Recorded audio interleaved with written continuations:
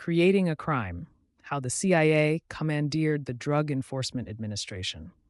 The outlawing of narcotic drugs at the start of the 20th century coincided with Secretary of State John Hay's open door policy toward China. This is one of the ironies of American history, given that the open door policy originated with Great Britain's First Opium War, 1839 to 1842, against China. At the time, the British insisted that free trade civilized the world by making it wealthier. Free trade, they said, gave them the divine right to push Indian opium on China in exchange for tea. They shared this principle with Confederate Americans who fought for their right to own slaves. America's open door policy placed it in competition with the world's other imperial powers. From that point on, the federal government was committed to maintain, through military might, open markets in every nation in the world on behalf of American businesses.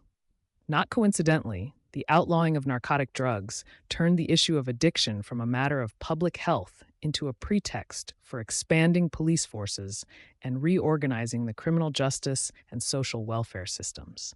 The new healthcare industry was placed in the hands of businessmen seeking profits at the expense of despised minorities, the poor and working classes. Private businesses established civic institutions to sanctify this policy. Public educators developed curriculums that doubled as political indoctrination, promoting the business party line.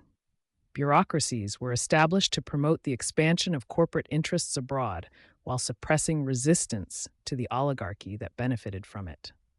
It takes a library full of books to explain the economic foundations of the war on drugs and the reasons for America's laissez-faire regulation of its medical, pharmaceutical, and drug manufacturing industries.